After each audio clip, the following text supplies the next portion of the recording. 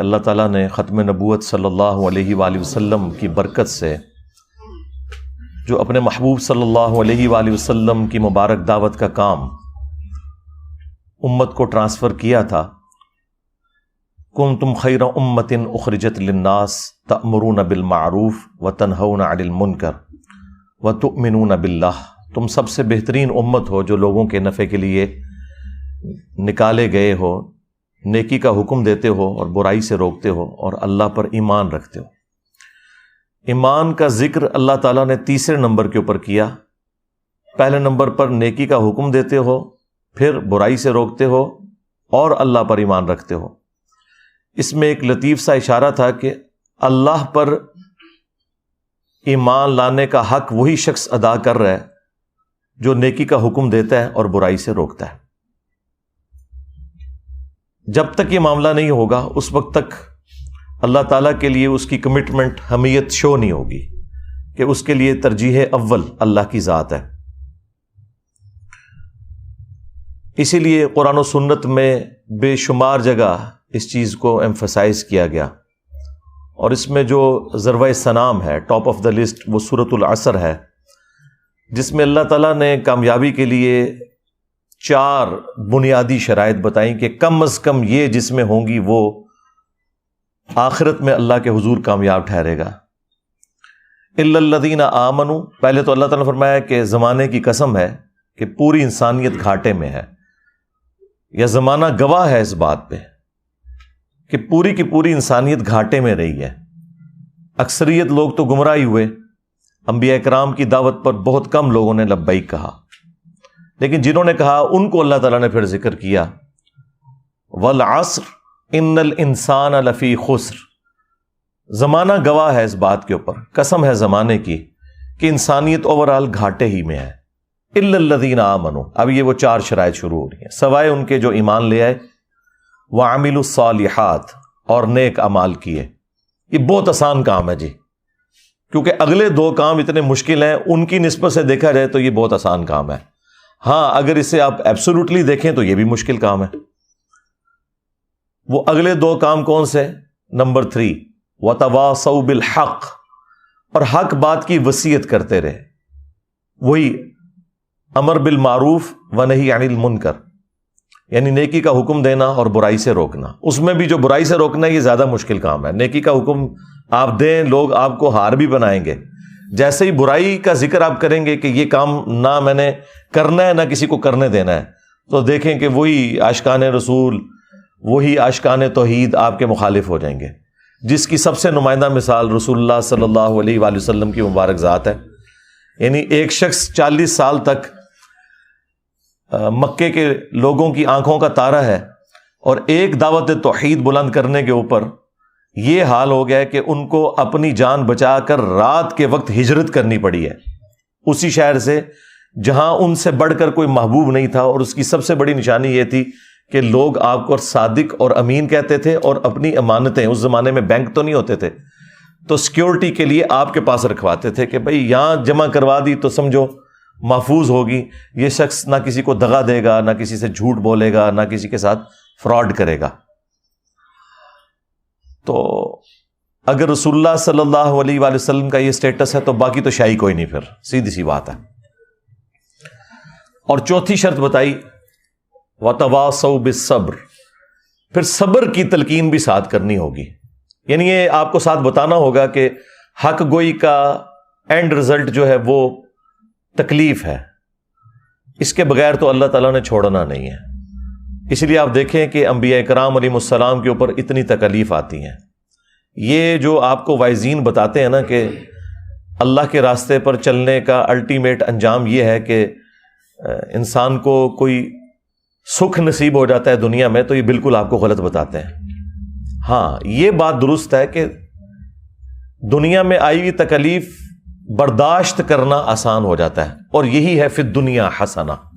فی الدنیا حسنہ کا یہ مطلب نہیں ہے کہ آپ کو تکلیف نہیں آئے گی، ورنہ تو انبیاء کرام علیہ السلام کو کوئی تکلیف نہ آتی، ان کے اہل البیت علیہ السلام کو کوئی تکلیف نہ آتی، ان کے جانثار صحابہ کرام علیہم رضوان کو کوئی تکلیف نہ آتی، لیکن ان کی تکلیفیں جب ہم دیکھتے ہیں تو ہم تو ان کے مقابلے میں شاہی کوئی نہیں۔ یہاں تو پھر بھی لاش گھر واپس آ جاتی ہے. آپ ذرا امیجن کریں کہ جو صحابہ کرام اور تابعین جنگ یرموک میں اور قادسیہ میں اتنی دور گھر سے 1000 کلومیٹر 1500 کلومیٹر گئے اور جو راستے میں بھی فوت ہوئے اور جو میدان جنگ میں شہید ہوئے, تو ان کی قبریں وہیں بنتی تھیں. وہ لاشیں واپس نہیں آتی تھیں, نہ آ سکتی تھی. ظاہر ہے وہ پھر لاش ڈیکمپوز ہونا شروع ہو جاتی ہے. آج کل تو ہمارے پاس چونکہ ہوائی جہاز کا سفر ہے, ڈی فریزر موجود ہیں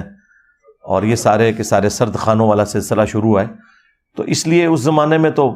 ایون امیر حمزہ آپ دیکھ لیں, وہ تو مدینہ شریف کے بالکل ساتھ غزوہ احد کا میدان ہے, ان کو مدینے میں نہیں لا کے دفن کیا گیا, وہیں احد کے میدان میں ان کی قبر بنی ہے. تو جہاں جہاں ہوتے تھے, جنگ یمامہ میں جو لوگ شہید ہوئے ہیں آپ دیکھیں, عمر سیریز میں انہوں نے فلمایا نہیں ہے, وہ جو صحابہ کرام 700 سے زیادہ تو حفاظ شہید ہوئے تھے, ان کی قبریں وہیں اسی میدان میں بنی ہیں. وہ جو جھوٹا کذاب تھا مسلمہ کذاب, اس کے خلاف جو جنگ ہوئی, تو لاشیں گھر نہیں آیا کرتی تھیں.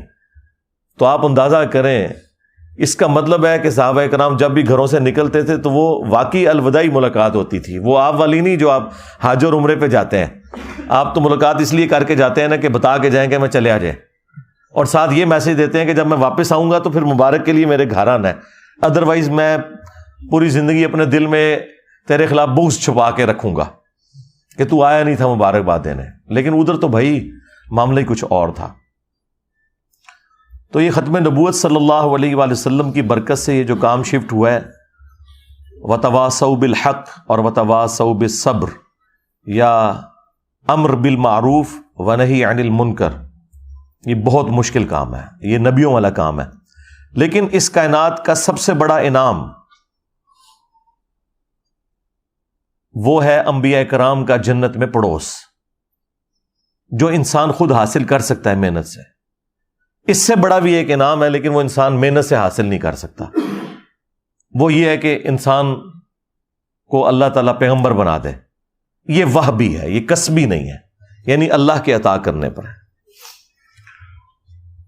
اس کے علاوہ جتنے بھی مراتب ہیں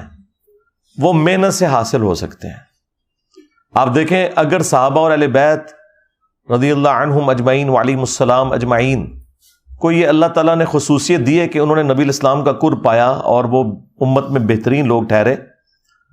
لیکن جنت میں انہیں بھی رسول اللہ کا پڑوس ملنا ہے اور آپ بھی حاصل کر سکتے ہیں. جنت میں سٹیٹس برابر ہو گیا, ہاں مراتب وہاں فرق ہو سکتے ہیں, لیکن نبی الاسلام کے پڑوس میں اگر کسی کو آج جگہ مل جائے یا اس زمانے کے بندے کو, at the end of the day وہ برابر ہو گیا, کیونکہ نبیوں کا پڑوس تو مل گیا نا.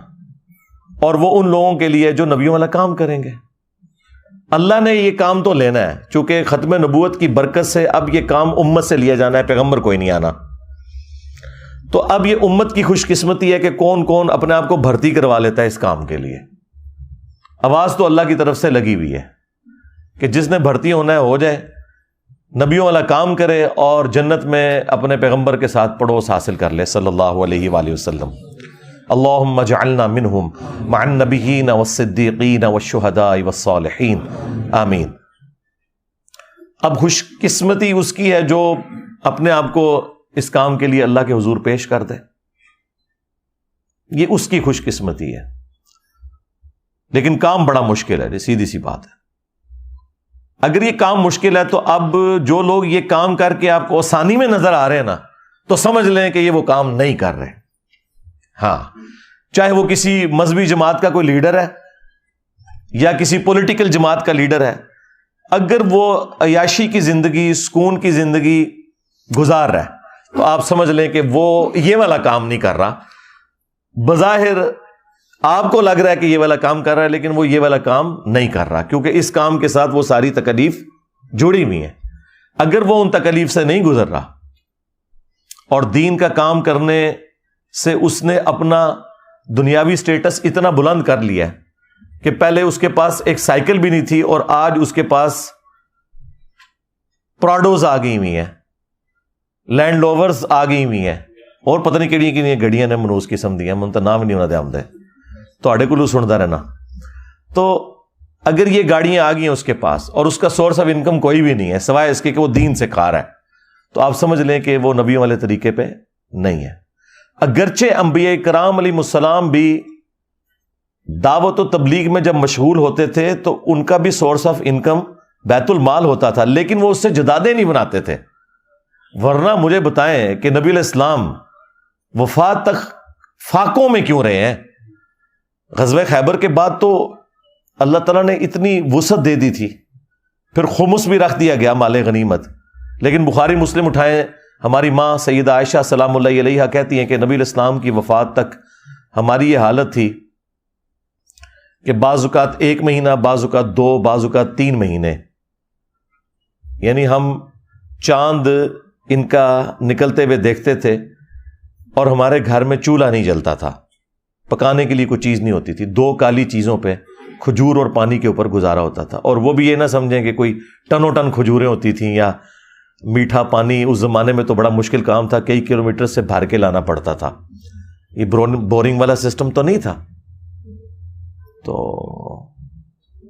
2 کھجوریں صبح 2 شام کے وقت، اور وہ بھی کبھی نہیں ملتی تھی۔ آپ اندازہ کریں اس طرح کی جو صورتحال ہے، ہم اپنی زندگی کو دیکھیں اور رسول اللہ صلی اللہ علیہ وآلہ وسلم کی مبارک زندگی کو دیکھیں تو آپ کو زمین و آسمان کا فرق نظر آئے گا اس حوالے سے۔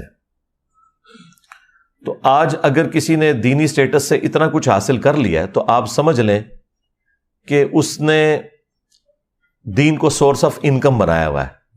جس سے اپنی جائیدادیں بنا لی ہیں۔ اور انبیاء اکرام کے بارے میں آپ سورۃ الاعراف میں تفصیل کے ساتھ ہر پیغمبر کا جب ذکر آیا نا تو اس نے اپنی امت کو ایک ہی درس دیا ہے، لا اسألکم علیہ اجرا، اس دعوت و تبلیغ کے بدلے میں میں تم سے کوئی اجر نہیں مانگتا، میرا اجر میرے رب کے حضور پکا ہے۔ یعنی وہ یہ نہیں کہتے تھے کہ آپ ہمیں اس کے بدلے کچھ دیں، نہیں، وہ کہتے تھے ہمارے رب کے حضور اجر پکا ہو گیا۔ تو اللہ تبارک و تعالیٰ نے اپنے محبوب صلی اللہ علیہ وآلہ وسلم کی امت کو جو یہ کام ٹرانسفر کیا ہے، یہ نبیوں والا کام ہے، اور اسی کام کی وجہ سے اس امت کی فضیلت ہے۔ آپ اکثر یہ سنتے ہیں نا کہ جی